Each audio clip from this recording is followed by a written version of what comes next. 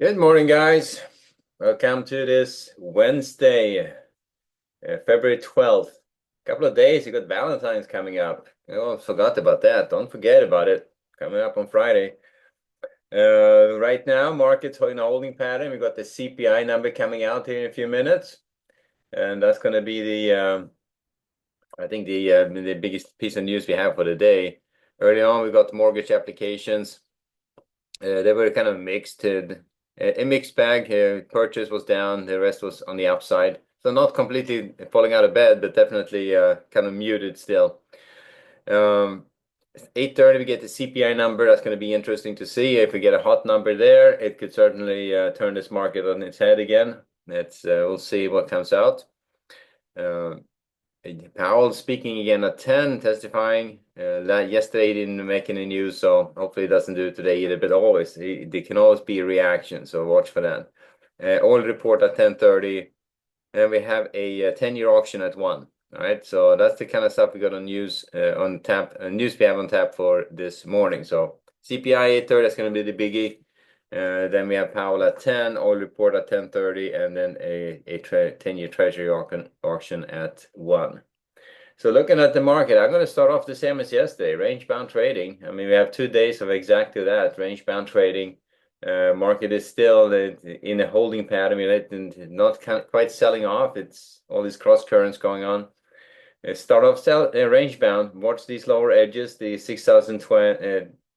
15 to 20 up to the 40s here. That's your support area. If that comes out, we can certainly head a lot lower. If they start taking out this volume edge here at the 95 to 61.10s, then we can potentially head up and retest these highs, potentially take it higher. So fairly tight range. The news today could potentially do it. So the CPI, you can always get a big reaction on that. Now, if you don't get the big reaction, it's volatile but not directional, just fall back on the analysis. But if it is directional, that means that it's going to be a pretty darn big bar in one direction or the other. That's when you look for a little balance bar, market to come to balance in a small balance bar, and then you try to take the direction coming out of that bar. That's kind of the default newsday trade. It doesn't require a lot of thinking. Just take the trade and hope you're right. That's usually it works pretty good, but sometimes you get that complete reversal dynamic. But you can always reverse a trade or make sure you handle your stop so you get out of a losing trade. Anyway, so starting off range bound, looking to sell strength in 95s and the 61.10s. Looking to buy weakness, 85s, 75s, 70s, 60s, 50s, rotations back up again. If 50s comes out and we're back in this lower support area, 40s and 30s below that, and watch for the lower end of this range, which is going to be the 6,020s. So that comes out, bets are off, but we are up against these upper edges, and we're not quite in the middle. We are towards this upper area, this low volume area at the 61.10s. If that comes out, we certainly can start moving this to the upside. And watch these lower areas. Here's the lowest area to consider. I would say below the 40s, you take off. Well, you're range bound, but you start thinking about the short side, looking for a potential retest of the lows. If they're down in this area and it's still heading lower, then you could just staying on the short side could certainly be an option. Just be mindful that you don't sell into support. But these support areas, I would still be looking to buy against them, even if the market is heading lower. But they take out the 15 to 20s here in this lower area. That's when bets are off, and yeah, it's going to open up to the downside, I think. So the inner range has been pretty much down here towards the 40s, and I've been holding that pretty good. And we had that little probe here on the Sunday open when it initially gapped down and then right back up again. So. The market is getting bought still, I think, for the most part, but it's not quite enough to pop it to the upside. So we are up against the upper area, so looking for shorts against 95 and the 61.10s for rotations back down. If they take out the 10s, you can still look for short setups, just a lot less aggressively. That's the kind of the dynamic. Just then you start leaning towards the long side, and there's no reason to be super aggressive against the resistance. You can take your time at that point. But these first two resistance areas could certainly be pretty good. And it'll just wait for the CPI to pass and the craziness to settle down. Then you get more sense of direction. Unless you have a big directional bar, then you know what to do at that point. But if they start heading lower below that 6,040s, that's when you start thinking about the short side, and you get confirmation below that 15 to 20 support area on the low end of this. So they're going to buy against 85s, 75s, 70s, 60s, 50s, and the 40s for rotations back up. Below 40s, a little bit less aggressive on the buy, but still looking for it. And on the way up, we had these two upper areas to lean against. And let's see how that develops. All right. So that's how we get started. I'm just surprised though. I mean, it's so far, and I'm not quite surprised, but I'm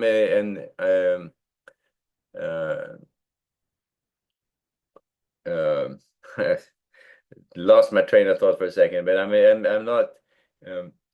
The fact that the market hasn't taken a bigger move to the downside, given the tariffs and all the stuff going on, I think is a good sign. So I mean, I'm net positive that we may have a chance of moving this higher. Looking at the bonds and the Nasdaq.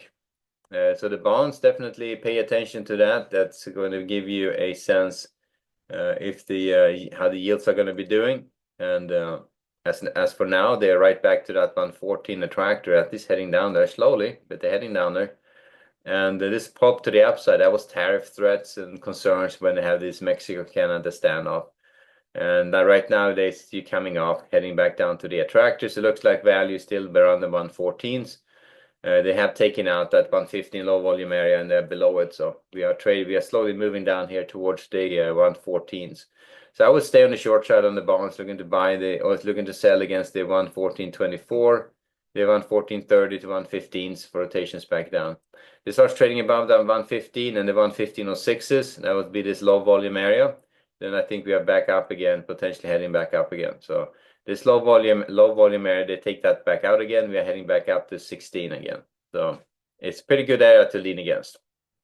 But at this point, looking for shorts against 24s and the 115s for rotations back down. Not going to be super aggressive on the long side. I think they're heading down to the 114, maybe not in a straight shot, but definitely that's kind of where they're heading. Nasdaq, look at that little rally. Nasdaq's the ES has a little one too going into the number. Still up against these upper areas of resistance. So they're up against the 840s and the 870s.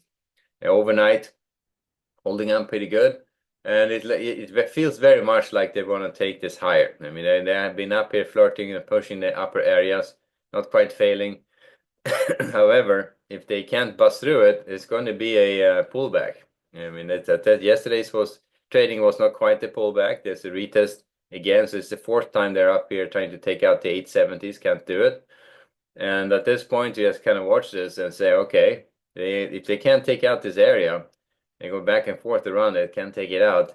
And unless the CPI busts through this level and starts trading up above it and stays up above this 840 and the 880 area, we may see a nice move right down here to the 21.5s, maybe even down here to test the lower 4s here.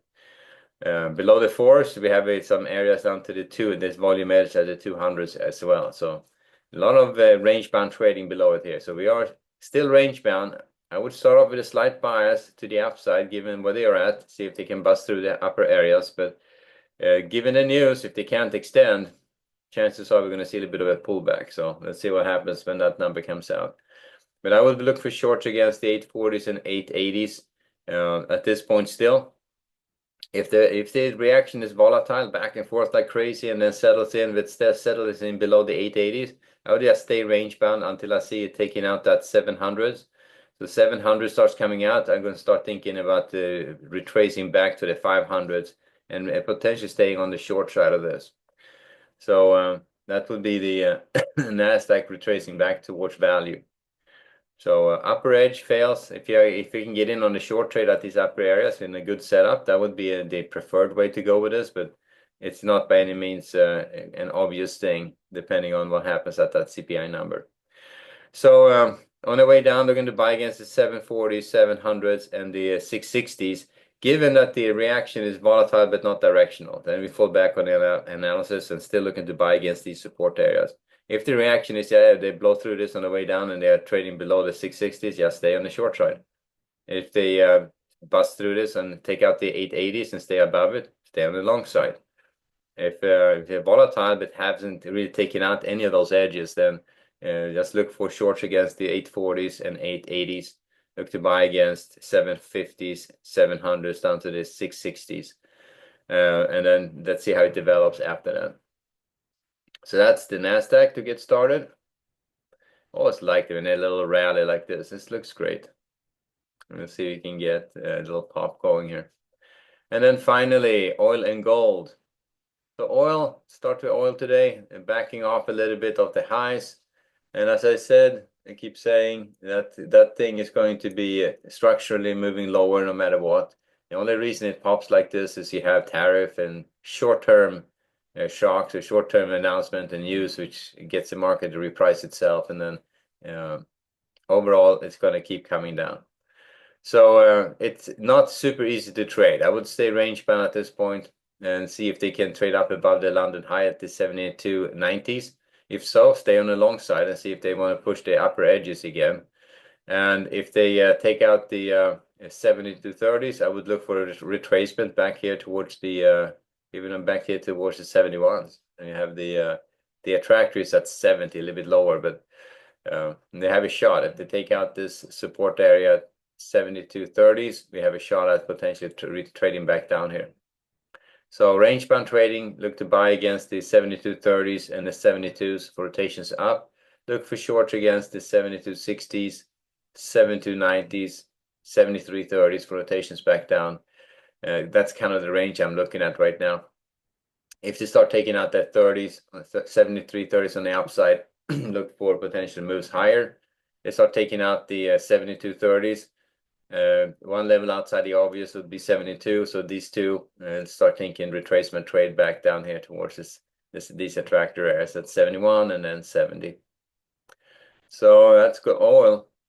I kind of have stayed away from oil a little bit. There's a little bit too many cross currents going on there for it to be easily traded.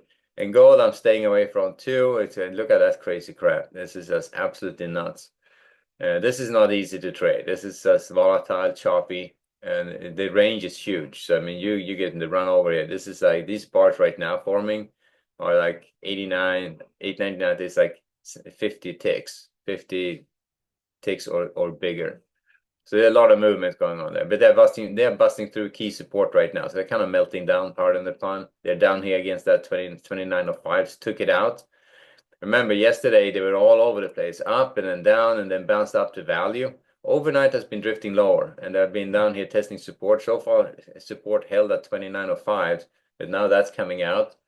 So gold, I mean, go figure, right? I mean, this is crazy moves. They're popping like crazy and then right back down, super volatile. Now, it could be great trading it if you can get in and stick in a trade there, but it's just pretty volatile, and it's not as smooth as the you think NASDAQ is choppy. Gold is worse. I mean, gold is just it does nothing, and then suddenly you have like a 70 tick bar forming. That kind of thing. That's kind of crazy that is. So below the 29.05 is heading down to the 28.80s right now, 80 or 90s. That's kind of your short-term attractor. Below that one is going to be down here at the 28.50. So we'll see where they're going to go right now when they start retracing it. They can say this is not a whole lot to lean against, but the first stop is going to be here at the 80.85s. That's going to be the first target. And if they get there, look for a buying opportunity for a bounce.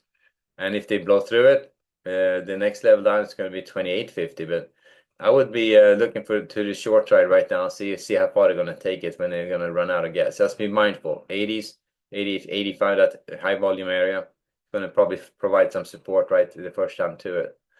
So looking for shorts against the 29.05s, the 29.10s for rotations back down. Above that, I think we just go back range bound. But right now, I'm looking for moves down here, lower prices. So I would try to trade it on the short side right now as it retraces down. But this is crazy stuff. I mean, this is this is not easy. So yes, it does this. Yeah, sideways, sideways, sideways, sideways. It pops a little bit and then absolutely runs it lower. And that's gold for you. So if you're brave enough to trade it, go for it. But it's you can make some coin on that thing, but you just have to be very nimble about it and make sure you don't get caught in a shitty trade. Or if you do, get out of it. Don't make a trade like that big, because or when you have a market like that, which can move quite a bit, and and it moves on.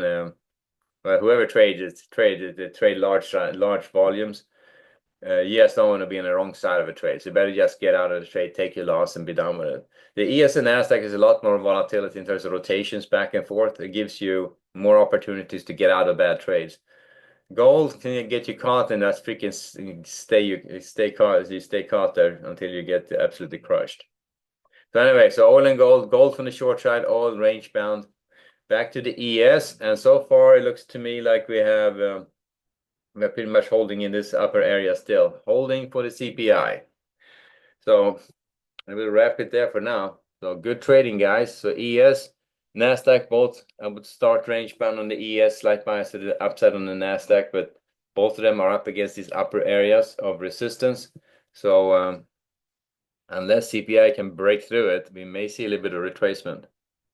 So we'll see how the CPI comes out. But good trading, guys. Should be exciting. So we'll leave it there for now. I'll see you back at 11:30 for the next update. Later.